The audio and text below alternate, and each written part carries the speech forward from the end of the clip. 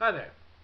Today I'll be reading Little Miss Shy, starring Little Miss Shy, by Roger Hargreaves. It has Little Miss Shy in it, the postman, Mr. Funny, and Mr. Quiet. Little Miss Shy just couldn't help it. Being shy, that is. She was terribly, desperately shy. She was so shy, it hurt. Which is why they call it painfully shy. If at any time at all, anyone at all said anything at all to her, she blushed like a beet. She lived all alone in a little house quite a long way from where you live. In fact, quite a long way from where anybody lives. Thimble Cottage. Little Miss Shy was so shy, she just couldn't bring herself to leave her little cottage. She never went shopping. The thought of walking into a store and asking for something was absolutely terrifying. So she grew her own food in the garden of Thimble Cottage and lived a very quiet life.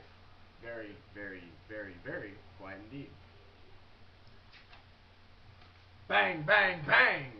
Little Miss Shy, who was having breakfast in the kitchen of Thimble Cottage, dived under the table in terror. But it was only the postman knocking at the door.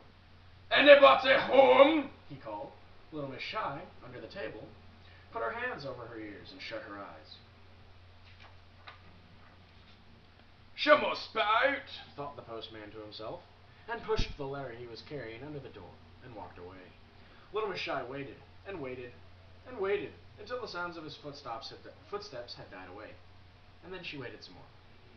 In fact, she spent most of that day under her kitchen table. It was dark by the time Little Miss Shy dared to come out. There it was on the doormat, the very first letter she had in her whole life. She opened it cautiously. It was from Mr. Funny. "You are invited," said the letter. "to a party It went on. Saturday It said. at 3 o'clock. It added. It's going to be fun, fun, fun." Little Miss Shy was horrified.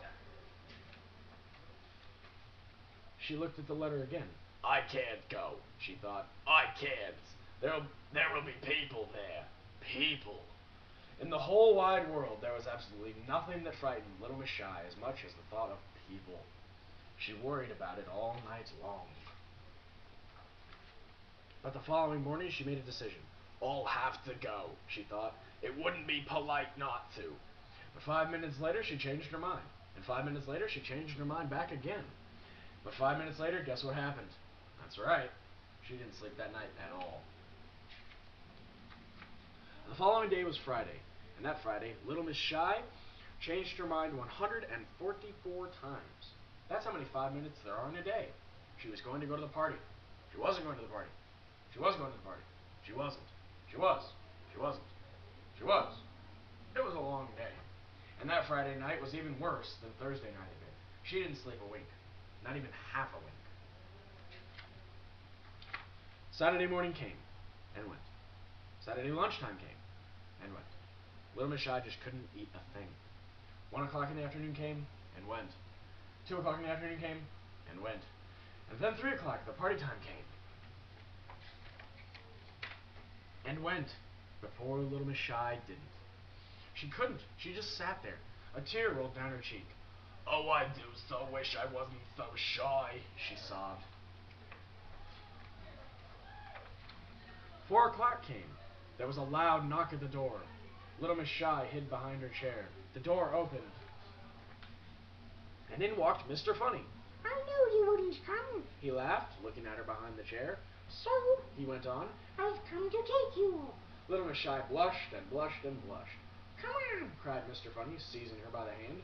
You'll enjoy it once you're there."